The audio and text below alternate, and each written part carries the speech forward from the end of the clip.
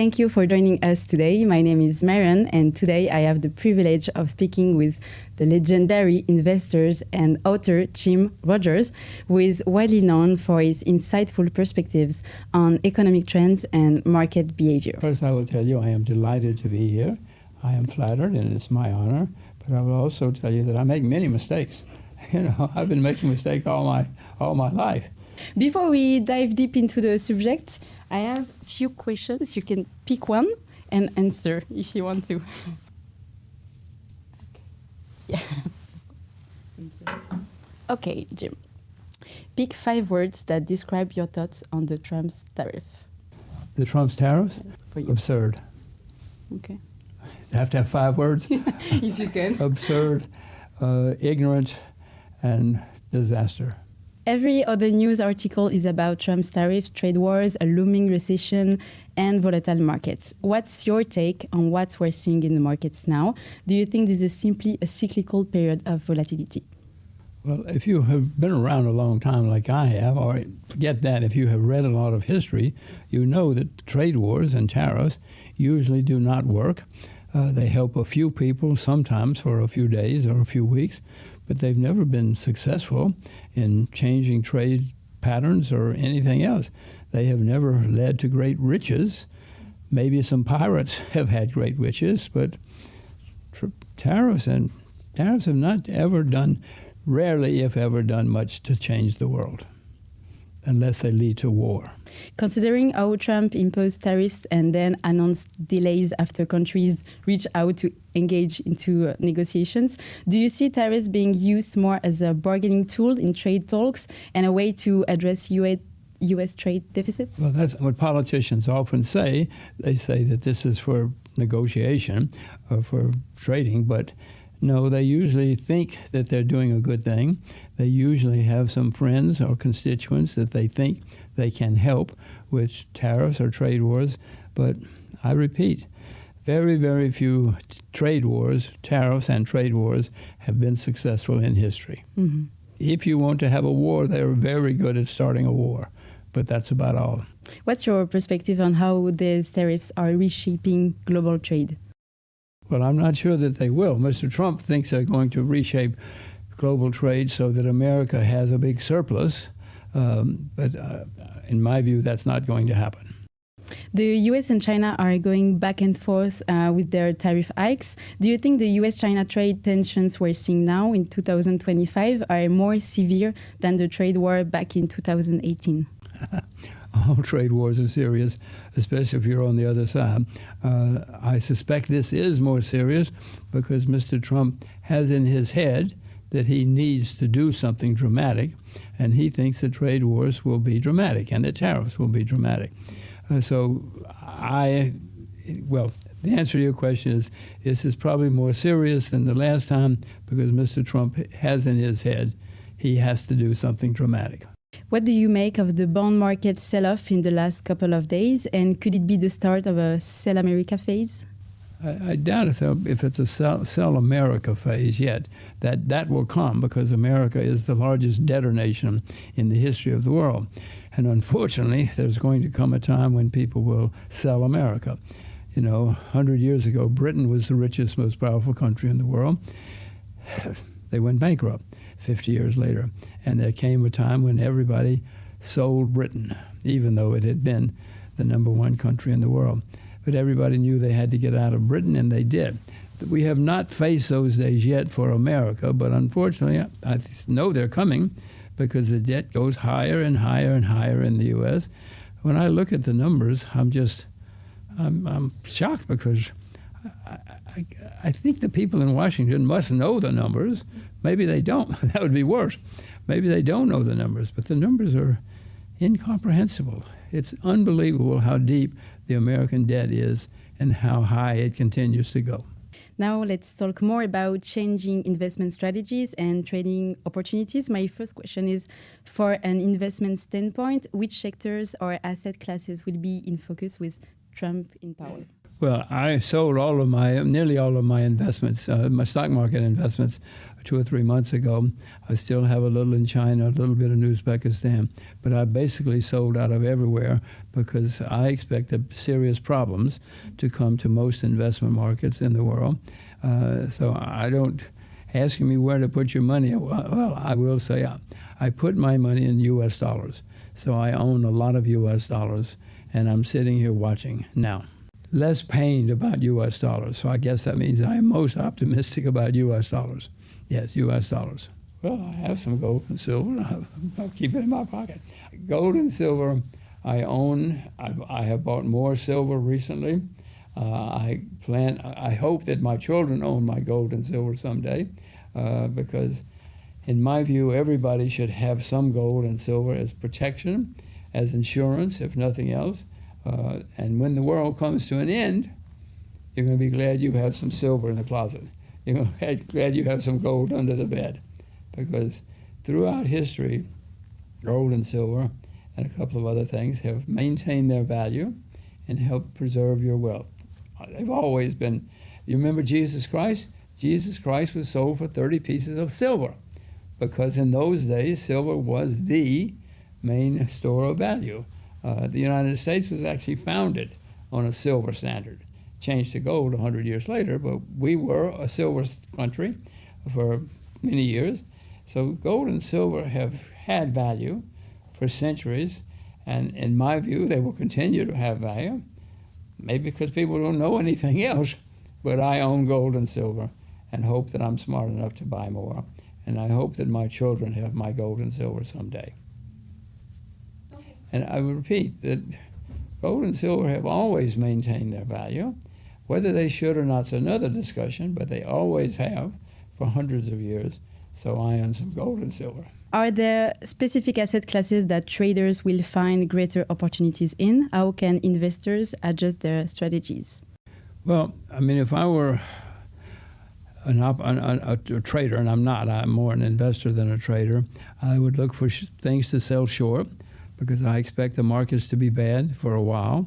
I suspect we're going to have very bad stock markets for a long time. So if I were a trader, I would learn to sell short and start selling short. And the stocks I would probably sell short are the stocks, those stocks that were very hot in the last few days of the bull market, the technology stocks. That's usually when the markets are going down, the best thing to do is to short the hot stocks in the last bull market. And these days, there are many ways to short the market. There are ETFs, exchange-traded funds. You can short the ETFs for industries, or often for companies. There are many ways to short the market now. I would say learn about ETFs and find the ones that you know are going to have problems and short those ETFs. You can short baskets of stocks for the market. You can short in the U.S. market. You can short baskets of stocks. The S&P 500, for instance, you can short a basket of the S&P 500. You can short a basket of automobiles. You can short a basket of nearly everything. So short those baskets if you don't know specific companies. But if you don't know specific companies, you probably shouldn't be shorting. Investing is not an easy game. It looks easy. Everybody says how easy it is. Everybody says, I could have bought Apple. No, they couldn't, or they would have if they could have bought Apple long ago. Most people just do not know enough. But if you do know enough about some industries or some companies that you know are going to have problems, sell them short. You can make a lot of money and protect yourself if you know how to sell short. And everybody who invests should learn to sell short because it's an important part of the investing business. Well, all investors, if they want to be successful, they should not listen to other people, including me. They should invest only in what they themselves know a lot about. Everybody watching this knows a lot about something. I don't know what it is, but they know something. And that's where they should start. They should start looking at the areas where they know a lot, figure out what's good in that area, and that's where they should invest. They should not listen to hot tips. They should not listen to hot tips from anybody because hot tips will ruin them. They should just stay with what they know. Now, sometimes when I tell people that, they say, oh, that's boring. If you want to be successful, be boring. Be a boring investor, and you will be very successful. Oh, Mayan, everybody will love you. Everybody will love you. Through your career, you've had a reputation for taking long-term views on investments. How do you see this volatility caused by Trump affecting your long-term investment philosophy? Well, I usually would not change my investment outlook because of a person. Now, if the person is extremely powerful and makes big changes, of course I would have to. But no, I don't. Mr. Trump doesn't really know what he wants to do.